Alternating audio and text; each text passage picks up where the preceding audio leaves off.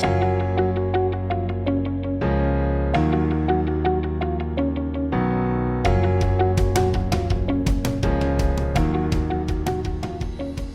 guys, and welcome to our Teachers to Parents webinar. My name is Scott. I'm one of the training team here at EduSpot, and today we're going to go through Teachers to Parents, our text messaging system, and we're going to go through how to send out messages and then a few parts of our admin and report section for you as well. So when you very first log into our system, this is the screen that you will come to. We're going to go through first how to actually send out a message. So we start off in this top section here. There is a drop down for select message. From that drop down, you can choose to type out your own message freehand, or you can choose a template which you are able to create within the system itself. Once you have typed out a message or selected a template, you will see that just to the right of the drop down there is a character limit just here, and that will be how many characters you're currently using in your text message. So 160 characters is the maximum that you're allowed to use, and at the moment with this template selected we are using 99 of them. You cannot go over the 160. Once you've got the message selected, you move to the bottom half of this screen here. There is a drop down that says select contacts. In that drop down you have a few options. So you'll see all students at the top, which will display all students that we've imported over from your management system or that you've entered into the system manually. Alternatively, if you have any year groups or classes set up in the system as well, they will be displayed here. So if you wanted to send a message to the whole school, you would select all students, and then they will appear on the left hand side of this bottom section. You can add students over individually by clicking the add button, and then they will be moved over to the right hand side of the bottom section here. There is also an add all feature just there, which will move everybody from the left over to the right hand side. Those that are on the right hand side of this bottom section, this is who's going to receive the message that you send out. Alternatively, if you did want to send to a year group or class, you select them from the drop down here. It will only display those that belong to said year group or class. Once you've done all of this and you're ready to send the message out, you have two options in the bottom right hand corner here. You have a send now option, which will send the message instantly to everybody that's on the right hand side.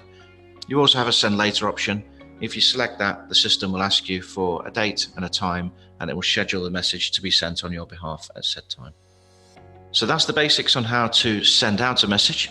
So next thing we'll do is we're going to take a little look in our admin section. So all of the icons in the top right here, if you hover over them with your mouse, it will tell you what they do. And the one that we want is admin. So you've now got several tabs going across the top of the screen. The first one is highlighted yellow, says options. So a couple of things to go through on here. First thing I'd like to point out is there is an option just here to say increase text message to 300 characters. Now, at the moment, you are not allowed to go over 160. You are able to increase that limit to 300 characters should you wish to. Underneath that is the disable verification link. Now, some of you that use the system may notice when sending out a text message that there is a tick box to include a verification link, which includes a code at the start of the message that parents can click on to verify who the message is coming from. There are some that don't want to use that link at all, so within the admin section, you are able to tick this box to turn it off permanently. Down here, you have an option for send messages to, and there will be first only in a drop down. When we set you up with the system, by standard, we usually set it up so that you can only send your messages to one contact per child in school, but you are able to send to a second contact if you wish to. If you do wish to enable that feature, you will require an authorization code from ourselves, so give us a call. Below this is the school name. So this is the name that the messages will come from when the parents receive them on their phones. This will be the sender of the message. So usually we would say to put in the school's name. Do bear in mind that when you put this in, there is a character limit of 11 characters. Underneath this is a feature to allow parents to reply to SMS. So if this box is ticked, then parents will be able to reply to their text messages that you send. Those replies will come to a general inbox within this system. There is a shortcut to that inbox up here, and we will look at this later as well. However, you can also choose for the replies to be emailed to an email address of your choice, which you can enter in this box just here. And that way, anytime a parent does reply, you will get an email notification as to what that reply is. So that's everything for this tab. So the next one across the top here is one for scheduled texts. Now, if you ever use the send later feature with text messaging and you do give the system a date and time to send it out, between the point of creating the message and the point of it being sent out, it will be in this tab. Whilst it is here, you can do a few things here. First one, in the top right, you can actually edit the content of the message. Underneath here, it will display all the contacts that you're currently sending it to, and you can edit those from here as well. Alternatively, if you wish, you can delete the message altogether just by selecting it from this list in the top left and then deleting in the bottom right hand corner. So the next tab to look at is contacts. This will contain everybody that you have stored within your Teachers2Parents account. Depending on how we get your data into the system, for example, if you use Sims, we will install a link with Sims to import the student data. If you use another management system, you might be using a software called Wand to bring the data over, or you might be adding your contacts into the system manually yourselves. So from here, you can view all of the people that you've got stored in there. If you wish, you can add contacts into the system yourself as well. This is commonly used for adding staff members into the system, should you wish to be sending messages to those as well. If you want to add a staff member in, we go to add in the bottom right, and you get a pop-up for add contact. So you put the staff member's first name and surname in. When you type in the mobile number, you will need to make sure to drop the 0 from the start of it and keep the +44 that will be there already. And then for staff members that you're adding into the system, there are 2 tick boxes that need to be ticked. There is one that says not parent just here, and then further down there's one for staff at the bottom, and then you would click on save. If you ever need to edit a contact, you can double click into them from here, and then you can just edit the information as you see. And if you want to delete a contact, you can tick the box to the left of their name and delete in the bottom right hand corner. So the next tab we're going to take a look at is templates.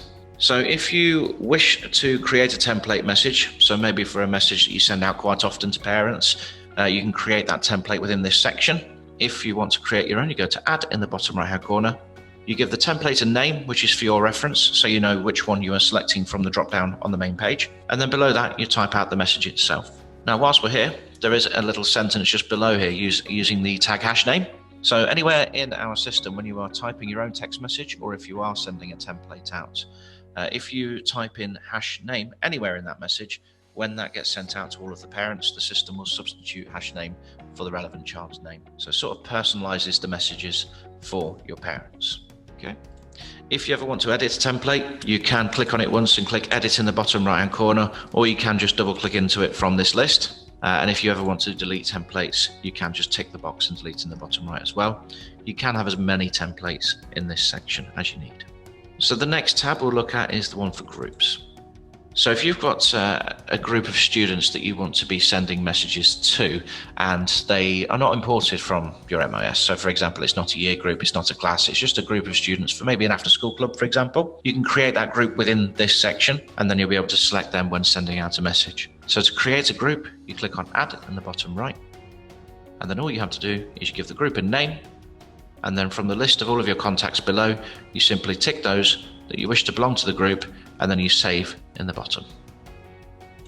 You can have as many groups as you need in this section, and if you ever need to edit any, you can again double click into the group to edit the contacts within the group, or you can delete it altogether by highlighting it and deleting.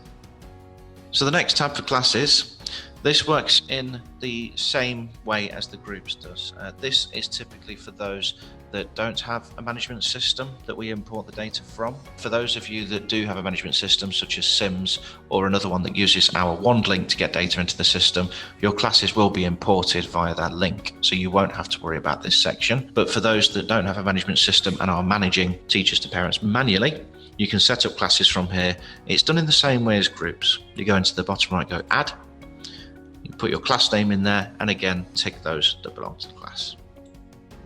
So next tab we're going to take a look at is the users tab. So this will typically contain any user details that we have set up within your system.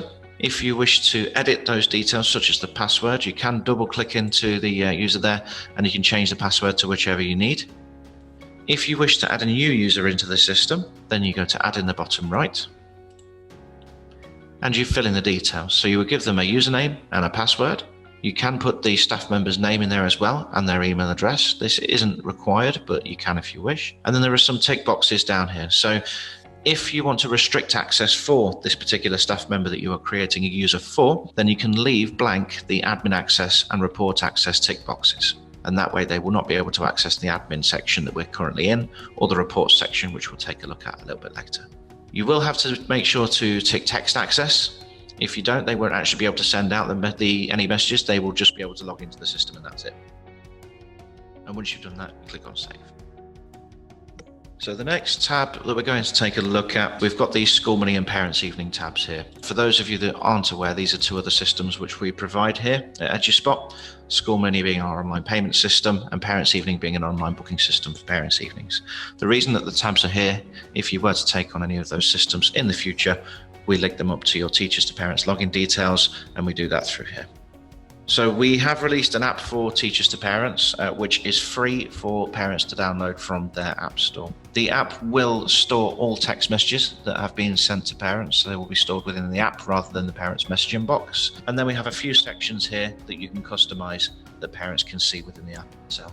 So it's sort of split into three sections. At the top, you've got general information, which you can populate with the school's name, the school phone number, website, and the email address, etc. Parents will be able to see that within the app.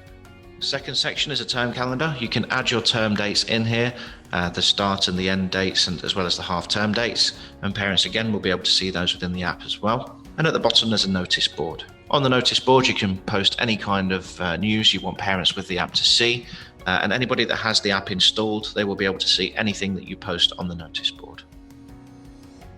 So the last tab that's in the admin section is the tab for Wand. So Wand is a software that we use with some management systems to migrate data over into Teachers2Parents. So if you do have a management system and you don't have any kind of link with Teachers2Parents, give us a call, and depending on what management system you use, we may be able to set you up with a link with Wand so that we can import your data easily. So that's everything in the admin section we're going to take a look at. So the next section we'll look at is reports. So in the top right with these icons, you've got the icon for reports just here. The first tab that comes up here is text delivery. This will show you all text messages that you have sent out through your account. Now, if you wish to see a report as to who received the message or who didn't, what you can do is find the message that you want to see the report for example, this one here. You can double click into that message and then you get a breakdown here. So you'll get the date and time that it was sent, the child that it was concerning, the mobile number of the parent, and a status as to whether it was received or not. So there are three statuses that can be displayed in this column. Delivered means that the parent has received the message, the mobile phone has picked it up. If it says in transit, then it just means the system is still trying to send the message out to the parent, maybe if they don't have any signal or their phone is turned off. And if a message has failed, it will tell you as well. If it's failed, I would recommend firstly that you check the contact details with the parent to make sure that you have the correct phone number. And if that is the case and it's still failing, give our support team a call and we'll look into it for you to see if there's any other reason. So the next tab we're going to take a look at is text replies. If you have enabled replies on your Teachers2Parents system, then this inbox is where that they will come. Now there is a shortcut to this inbox in the top right just here, or you can access it through reports and then to this tab. And you'll be able to read them all from here, and you can also print them off, or you can mark them as read or unread in the bottom right hand corner. Next tab is missing and invalid numbers. If we do a data import from your management system into Teachers2Parents, it's highly recommended that you check this report to see if there are any children that are coming across from your management system and there might be some information incorrect. So maybe they've got a mobile phone number that is too long or too short, or they might be missing a mobile number altogether. If that is the case, they will be brought into this report and you can see them all from here. What you can do is you can print these off and then you can look in your management system to see if the number is there. If it is, there might be certain criteria not being met in the management system, such as parental responsibility. But if you are not sure, again, do give us a call. The next tab that we're going to look at is monthly breakdown. So this will give you a bar chart for every month that the system has been active. Now, when you hover over that bar with your mouse, so if I hover over this big one in the middle here, it's then going to tell you that in June of 2018, 7 text messages were sent out from this account. So it'll give you an idea as to how many messages you're sending on a monthly basis, and you can keep track of it from there. The last tab that we'll look at is this one for Do Not Contact. So if you have any parents that have requested not to receive any text messages from you, then what you can do in the contact section of the admin, you can tick a box for Do Not Contact. So just to show you, we'll go back to that admin. contacts. You double click into the parent that's requested not to receive any text messages, and you will see there is a tick box here for do not contact. Now, if you tick that box and save it within the contact section in admin, when you go back to reports and go to this do not contact report, it will bring up anybody that you've ticked that box for. So this report is especially useful just to keep an eye on who it is that you're not sending the text messages to. Obviously, they will need to receive a different method of communication. So the very last section we have that might be useful to you is we've got a help section just at the top here. When you go into help, there is a downloadable user guide. If you click on that, it will open up a PDF file which will explain a lot about the text messaging system. And then we also have a support info tab at the end here, and this will display the contact details for our support team. There is their email address that should be. So that's everything for our webinar on Teachers to Parents today. If you do have any questions, then do feel free to give us a call or send us an email. Thanks for your time.